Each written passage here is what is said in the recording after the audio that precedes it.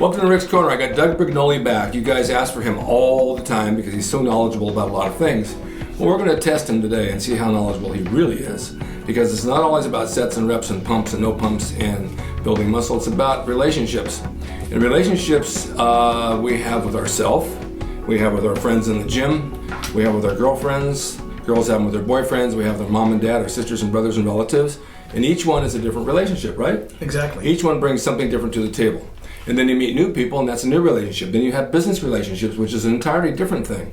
But here's how it figures in to me, with me and I had an email from a 14-year-old boy, very nice, intelligent, and he says, Rick, obviously I don't have the experience in life that you do. At 14. At 14. But he says, I like bodybuilding, and I tell all my friends, and they think I'm crazy. They don't understand why I like it, and they think it's stupid. Well, at 14 years old, they're going to, because they're not really educated to know what bodybuilding is all about, and they will think it's stupid. And you have to bring it to them in a different manner. You're taking weightlifting. You want to increase your strength. Maybe you're going to go out for a sport. But on top of that, what the side benefit is you develop your body. And I also think that, bodybuilding has a different connotation to different people. So If you tell someone I want to be a bodybuilder, they might imagine like one of the pros, and they think, well, you don't go from this to that overnight. Right. And that may not be what he wants after all, but that may be what they think being a bodybuilder is. No, but you and I just watched a video from 1953 with Clarence Ross. Yeah. He had a part in a sitcom, which is a 50s sitcom. All black and white, beautiful. Black and white. Yeah. But bodybuilders in those days were made as dummies, just big and narcissists. Right. And that's not brawn but no brain. Right, brawn but no brain. Right. But that's not what it's all about. So the problem that I see with me growing up, and probably with many of you and you growing up, is when you do get into this bodybuilding, people need to understand why. And my mom was a really good cook, and she'd invite me over for dinner. She says, oh, I made you this, and I made you this, and I made you that. I said, Mom, I can't eat that. I'm training for a show. I'm watching my carbs. Oh, no, this is with non-fat milk. This has no sugar. And no, it had all the ingredients, She just knew what to say to entice you. She knew what to say. And then relatives would look at you and say, why do you want all those ugly muscles like those guys in the magazine? And people say, oh, you don't want to be like those guys in the magazine, do you? And I said, well, I am one of those guys in the magazine. So when you see you in street clothes and you're relaxed, of course you don't look like you do when you're posing in a shot. Or you're not peaked either for a competition. You're not peaked, but even though if you take your shirt off, they say, oh wow, I didn't know you had all that. Right. Because I was never one to believe in wearing tight t-shirts. Right. And none of the guys back then wore tight t-shirts, were all oversized shirts. Yeah, right. But it's a strange thing to bring into a relationship because... There was no Under Armour back then. There was no Under Armour. Under Armour, of course, is brought in the trend for tight t-shirts. Yes. And a lot of guys do wear tight t-shirts. I mean, Rich Piana comes on and he puts on a medium shirt. And I asked him why. He says, it makes me look bigger. I said, you're big anyway. You don't need to. Yeah. I don't find it comfortable. No, I'm not comfortable with tight t-shirts either. No, not at all. So, let's talk with you first. Have you had problems, situations in relationships and friends and family and girlfriends that say, why do you bodybuild? Why do you have to eat like that? Why don't you spend more time with me? Why do you have to spend so much time at the gym? Well, the first thing I'll tell you is I've always downplayed it. I've never declared. When I was a teenager, when I was 16, 17, I didn't declare I'm a bodybuilder. Yeah. In fact, I recently posted something on Facebook, and an old friend of mine named Maria saw these pictures of me signing autographs at a golf tournament. It said Mr. California, and I just won. She goes, I didn't know this about you. I just thought you were a guy who liked lifting weights. Yeah. So I was very careful back then to not buy into this preconceived notion that they might have about what a body. So I wouldn't say I'm a bodybuilder. I would just say I'm going to the gym to work out. Yeah. And let them think whatever they want to think. Well, I had a girlfriend in high school that was a year ahead of me, and I've mentioned this before. She was very, very pretty. She was a homecoming queen. She was an all-star athlete, and she got me working out with her cousins who worked out with a barbecue table bench, to do comparisons on, which killed my back, and just a homemade set of weights. And they were training for football, and I just started seeing muscles grow. So I said I have to elevate myself when I went to the local YMCA, which had really bad equipment back. This is in 61. But it's better than a table than a park bench. Yeah, but I mean the cable was frayed. It had wire sticking. I hit myself and cut myself in the chest. And the bench, the bar was like this, so it would go out from underneath you. Yeah. The calf machine would go back and forth and hit in the shins. But I still was able to make good gains. I got my first almost 400 bench press there with a shitty bar. But my friends around me would say, why do you have to go to the gym every day? Go with us and go out and do this and that. And I said, I don't know, I just like going. Right. And then they got intimidated because I was putting on size. And so then you have to justify, why are you doing this? And why are you drinking so much milk? Why do you go on Friday nights to the gym? I'll meet you later, 10 o'clock or so, but there's nothing going on until 10 anyway. Well, that's typical for any type of behavior. I mean, the group that does the most things wants you to join their clique. Yeah. I mean, it could work in the opposite. It could be all these bodybuilders, are asking the guy, why are you going home smoking pot and watching TV? That's true. I mean, whoever's the bigger group is going to be putting pressure on the smaller group, saying, why are you doing something different? Well, I managed to get 4 of them to come to the gym with me. And we all worked out together, and they started to make some progress, and then they got lazy and quit. Yeah. One of my friends who I speak to quite often said he quit when I moved away in '69 because I wasn't motivating him. And so here's years later, and he hasn't done anything. Yeah. So this happens to a lot of people. Girlfriends, for example, they were kind of impressed with what you had, but they didn't understand why you couldn't go out and just eat something with them like you normally do. Right. Well, it took a lot of explaining. Yeah. And then when I met a girl, and her dad came to me one day, and he said, so what do you do? I said, I'm working out as a bodybuilder, but I'm also getting movie roles, and I wrestle at night. He said, that's no good. No one wants to do that. You can't do that for a living. You'll never make any money. Get a regular job. I said, no, I don't want a regular job. I like what I do. Yeah, right. So they were already to judge what you were doing was wrong. Well, look, first of all, let me just tell you that not all bodybuilder behaviors are necessary. No, they're not. Okay, so some bodybuilder behaviors are just part of an obsession. Yes. That could be used productively, by the way. It's, a lot of, I would imagine Frank Zane, all these guys had obsessions in the beginning and did a lot of weird behaviors that weren't necessary, but they were part of this focus, right? This is true. That's part of it. The other part of it is that, as I said earlier, I don't think that you need to draw attention to how that you're different, that you eat differently, and heck, there's always one night of the week that you can eat pizza. Oh yeah. Right? So it's not like you yeah. have to eat right 7 nights a week. No, but people always, it would be. Here's a question. I'm sure a lot of you get. How many hours do you spend in the gym all day? Did Arnold Trey all day long? No, like an hour. Yeah, or 2. Right? Yeah, or 2 maybe. But not even 2. Yeah, right. You get burnt out by an hour and a half anyway.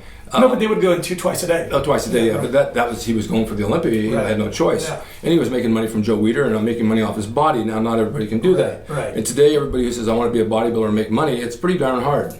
Yeah. And so they said, so what'd you guys do for a living back in the 70s? Well, a lot of guys worked in the studio. Yeah. And Julian was an electrician. Yeah. There were drivers. There were people who had night jobs. They worked as bouncers in clubs. They had other And jobs. that's the way it should be. It's commendable for you to have a regular life, too. Yes, you have to have both. You just don't train in the gym and go broke because bodybuilding is not cheap. Right. The food you have to eat is expensive food, right. And it takes time away from something else. But even my family, my sisters and her daughters and all that, looked at me when I'd come over, why are you doing this? And they would kind of make fun of me because I looked good. And of course the guys around, or the cousins, and they didn't like the fact that I was looking better than them. Well, look, I have no idea how you behaved back then. I do right now. But I will say, you seem like a guy who was always genuine, but there are a lot of guys who puff their chest up, wear tank tops when it's inappropriate to wear tank tops, go shirtless when it's inappropriate to go shirtless. It might be freezing cold, and they're wearing a tank top in the gym. Lots of them. So there's always the guy who's trying to show the muscles, and it's just not appropriate. It's not necessary. It's part of the insecurity. It's part of their overconfidence that now they have some muscle and now they're going to show it. So I want to downplay that too. That isn't necessary, and I discourage that kind of behavior. I think you should be a normal person. I saw a guy at the gym this morning. I haven't seen him before, maybe once before. He's tattooed, has hair in a ponytail, and he's doing back, and he gets up, he's flexing around like this and this, and I think, this isn't really necessary. Yeah. Who are you trying to impress? Right. Why are you trying to impress me? I'm a guy. Well, but you know that a lot of guys start off bodybuilding because of insecurity. Yeah. Right, so that insecurity isn't going to disappear overnight, right? No. When I was younger, I cared more about the approval of others than I cared later in life or now, right? Now you don't care if anyone knows that you're a bodybuilder because you know what you are, you know what you've done. But when you're 18, 19, 20 years old, you want everyone to know, you want everyone to be impressed. Especially like in my case, I started very thin. Yeah. You want to I do too. You want to really dissipate that, reputation of being skinny. I'll tell you a funny story. I remember going on dates in high school and I was working out quite a bit. And before you get there, you do a couple of pressing and little things on the steering wheel to get your arms pumped up. Right. So you look good when you pick the girl up. Make sure she wants to stretch your sleeves. Don't touch and ironically, she's not even going to notice that little extra pump. I mean, we're talking about 0.5%. Don't touch my sleeves on my shirt and stretch them out. Makes my arms look smaller. But a lot of times you see someone like primping in front of the mirror. It's like, I don't know, after you're done primping, nothing looks changed. So all the pumping up and all these little things we do. All right. The other misconception is that you look in the mirror all day long. Well, it's not a misconception, But bodybuilders do look It's accurate. It's accurate but there's a reason why bodybuilders do it, and the outside world doesn't understand. If you're posing and you're flexing, you're doing this, and you're getting ready for a show, it definitely brings out your cuts and shows your weak spot. Now, wait a minute. It does. Yeah, but that's not the reason why most people look in the mirror. But it's true. They're not trying. But this is what it does, right? Okay. All right. So the thing is that if you're going to pose for training, that's one thing. But if you're posing just to show off and stuff, that's something else. But I think that strutting around and showing it off, I mean, there's guys who are going to do that. And back in the day, Zane, Arnold, Franco, all those guys all wore oversized button-up shirts. Yeah. You couldn't tell, underneath what was going on. You just saw big guys like you do in the 50s, the big shoulders and the small waist, and you knew that something was going on underneath that. But listen, there are people, there's no doubt about this, there are people who hate being skinny or fat, have now gotten this new body, and will look in the mirror every 30 minutes. Oh, I see that all the time. To get the confidence that they've been seeking all these years, right? But the irony of that is they haven't changed in the last 30 minutes. No. Right? It's not like if you look good an hour ago, you're still going to look good right now. So there's no need for further validation. No, but when I worked out the YMCA, there were no mirrors. And so I got used to having, it was like a jail cell. There's no mirrors, you just work out. And jails are the same way, of course. Well, but when you finally get mirrors, and the reason why, and you know this just as well, if you watch yourself train in a mirror, you can definitely see your form where you're off and on. If you videotape yourself, you see even better. So it's good for that purpose. When I train these guys in the ring wrestling, we shoot videos. Yeah. Watch yourself in that match. Watch everything you're doing wrong. Yeah. Because it will help you get better at what you do. Yeah, except I have a comment to make about that. No, I'm sure you do. What happens, I've noticed a lot in the gym, and that is that I'll say we because collectively, right? But a lot of people pretend that they're looking at their form in the mirror, but what they're really doing is role playing. Yeah. They're playing the role of a character in their mind, as some superhero, some badass. They're looking at their facial expressions more than they're looking at whether their form is vertical or not. I'm looking at the chick behind me. Yeah, well, you could be doing that too, but if you're going to use the mirror productively to really check your form, to really understand whether your forearms are tilting out or tilting in or something like that, great. But don't get caught up in this whole role-playing thing. Pay attention to your form and use it for the right reason. And I only say this because we don't need to be insecure. No, not at all. The idea that you need to be something in order to qualify as acceptable or good, that really is nonsense. It's not necessary. One of the best exercises where I think that the mirror comes in handy is squats. Okay. Yeah. Especially in balance. In balance. Yeah. I mean, you watch yourself squat, you can see if you're low enough, you can see if your back's straight. Yeah. It does help a lot. Yeah. Bench press, you can't see yourself, obviously. What I find, honestly, is more often than not, when I'm exercising in front of a mirror, I won't use the mirror. I'll look down. Like yesterday, I was doing hammer curls, and I get more information about how I'm doing it by looking at the actual movement than I can by looking at the mirror. I want to be more internal. I want to be more connected to what I'm feeling than what I'm seeing. Right. I do it with my arms because I have torn triceps, and I want to make sure that I'm feeling where I am. Sometimes I don't at all. The other thing with squatting, if I have a mirror in front of me, I always pick a spot on top of the mirror to look at, and that's my focal point when I squat. I go up and down, and I look at that focal point. It keeps me straight. Yeah. I won't negate that perspective, but I also don't want to discourage the perspective of trying to pay attention to what you're feeling. I think that when you look outside of yourself, you look at a spot or you look at the mirror, you start sort of forgetting about how this thing feels. So experiment with both. Yeah. Try doing it without the mirror. Try doing it without a focal spot. If you're doing, let's say, dumbbell squats, try doing it by looking at the ground and then registering what your back feels like, where your tailbone is, where your shoulders are, where your knees and hips are, so that you're connected to it physically and sensor from a kinesthetic standpoint, not just outside yourself. All right, now got to go another point here, because back in the day there was down at Venice Beach, this is before you were there was probably 12, 15 guys like Arnold and the rest of the guys who all worked out in good shape, and everywhere we go people would stare at us. Everywhere we went. Especially when you're on the group. Well, yeah, and on a group, and so here come the cavemen. Yeah, and you're an oddity is on top of that. All right. And we would go down to the Marina Del Rey at night to the clubs, and I've had this on one of my shows. There, guys took you guys to walk through, and there'd be a lot of single women there. And we go in, and right away they want to feel your arms, look at your abs, touch your chest, and the rest of the guys are looking at, who are these guys? Who are these guys? They're from Gold's Gym type of thing. Yeah, right. The waiters would come by with their happy hour with the big plates of chicken wings, and we would grab all of them on a napkin and eat them all because that was our pre-dinner. That was your protein. Yeah, it was our protein. But it was fun. And then as time evolved, and now I look around, I went down to Gold's, I saw you down there last week. If you look around the gyms now, there's a lot of younger people down there that are all in good shape. They're all like fitness models and physique, and we didn't have that back then. Right. You were either a bodybuilder in shape or you weren't in shape at all. Yeah. But today I like the way the trend has gone. Yeah. I like the athletic physique. It's a craze. I mean, it is really, really, really caught fire. Yeah, big time. Yeah. And the guys that are doing physique now look awesome. Yeah. They look really good. Yeah, I mean, the guys that do physique today were the bodybuilders of yesterday. Yes. Yeah. But it's hard, it's hard to go back in time and change those things. It is what it is. And we both saw Arnold on Sunday. Yeah, Arnold did a little presentation for Right. Jim Morris's memorial service. And he looked good. I mean, he looks good. He looks like he's moving a little slow. Yeah. But, we all get older. Yeah. And we move slow. Right. People say, why are you walking so slow? I said, I'm still going to get there at the same time. It's going to be there when I get there. Right. It's not going anywhere. Right. So if you have an issue with family and friends, don't strut in front of them and make them feel insecure about it. Just say, listen, my hobby is weightlifting. I love working out. I like building my body. It's something that you can get, a hobby you're into, building your body, that you can carry the results wherever you go. Yeah. You don't leave them at home. But I will say on that note that we need to recognize that bodybuilding is something we do. It's not what we are. Right. Now, you might call yourself a bodybuilder, and you might like calling yourself a bodybuilder, but you must be a well-rounded person.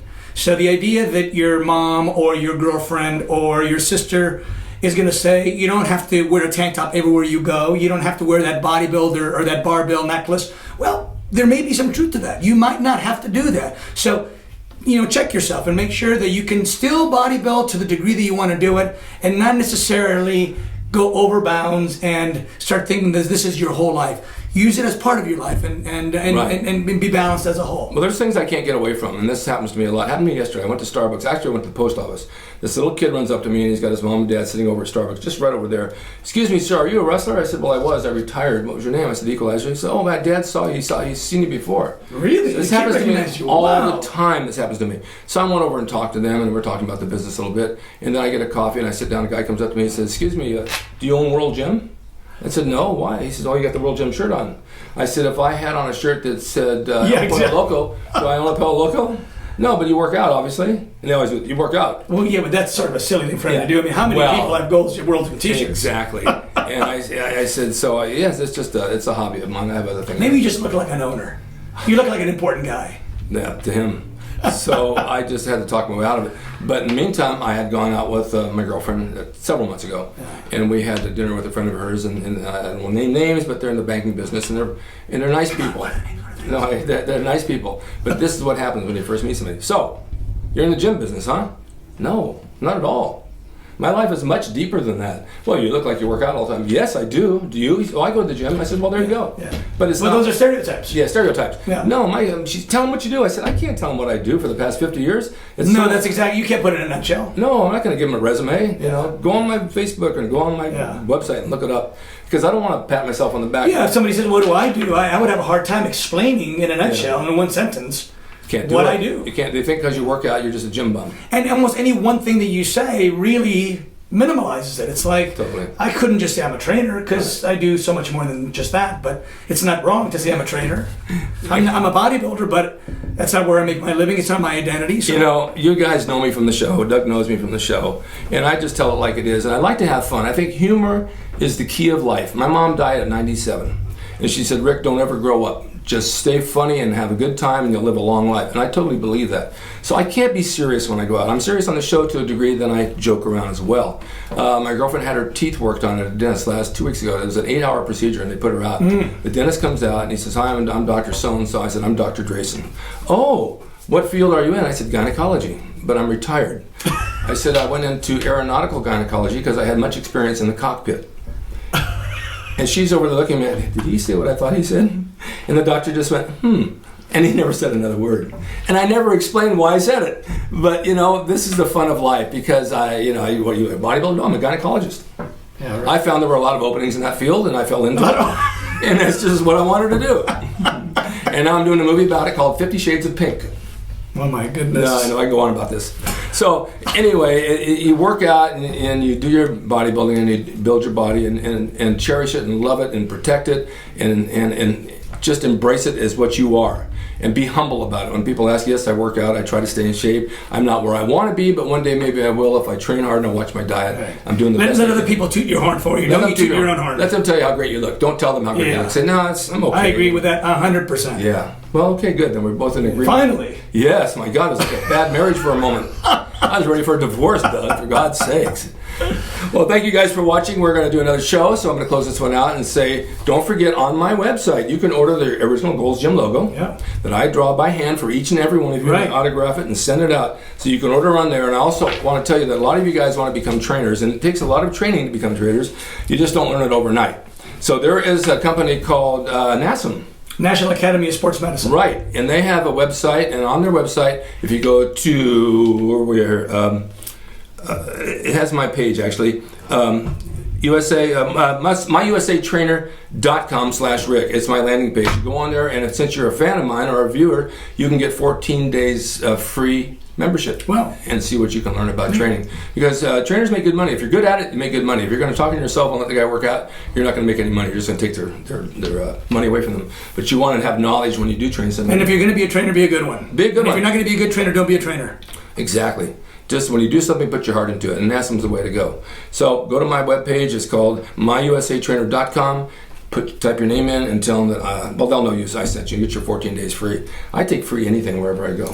Even if you don't need it. I'm telling you, I went to a restaurant up the hill, and I used to be a LAPD reserve. Yeah. And I know the lady at the deli, right? And so she comes over. I said, do I get a discount? I said, why? I said, I don't know, senior discount? No. Bald man discount? No. I said, well, how about LAPD reserve? She says, you get 50% off. 50%? 50% off my dinner? I just paid. She says, next time I'll give you the free one. From that point, it's 50%. My God, I could have got the whole dinner for $20 or $10 for two of us. So you got to go through that whole list every time you go anywhere? Not anymore. I mean, she's get used to it. All right, thank you guys for watching. We'll see you all next time.